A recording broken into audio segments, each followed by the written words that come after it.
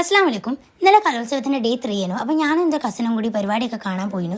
നമ്മളെ സ്കൂളിൽ കയറിയതിന് ശേഷം പിന്നെ സെന്റ് ജോസഫ് ബോയ്സിലേക്കാണ് പോയത്. അവിടെ എത്തിയപ്പോൾ അവിടെ കോൽക്കളിയൊക്കെ കഴിഞ്ഞ് പിന്നെ വട്ടപ്പാട്ടാണ് തുടങ്ങുന്നത്. അപ്പോൾ നമ്മൾ കുറച്ച് നേരം അത് കണ്ടിരുന്നു. അത് കഴിഞ്ഞ് നമ്മൾ അവിടെ നിന്ന് ഇറങ്ങിയിട്ട് പിന്നെ ജൂബിലി ഹാളിൽ സ്കിറ്റ് തുടങ്ങിയോ നോക്കാൻ പോയി. പക്ഷേ സ്കിറ്റ് തുടങ്ങിയില്ല.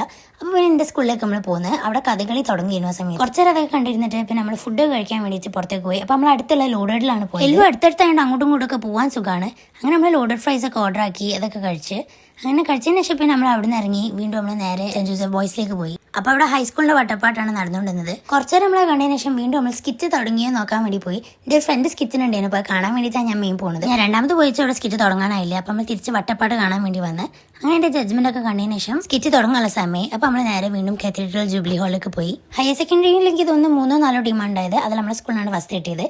പിന്നെ അതിനുശേഷം ഞാനും എൻ്റെ കസിനും കൂടി നമ്മൾ ബീച്ചിലേക്ക് പോയി. ഞാൻ കുറച്ച് ദിവസമായി നല്ലൊരു സൺസെറ്റിന്റെ വീഡിയോ എടുക്കണം വെച്ചിന്. അങ്ങനെ എടുക്കാനൊക്കെ പറ്റുന്ന വെച്ചിട്ട് നമ്മൾ പോയി. എന്നിട്ട് അവിടെ നമ്മൾ ഉപ്പിലിട്ടതൊക്കെ വാങ്ങി. എന്നിട്ട് അവിടെ നമ്മൾ നേരെ മണ്ണിലിരിക്കാൻ വേണ്ടിയിട്ടാണ് പോയത്.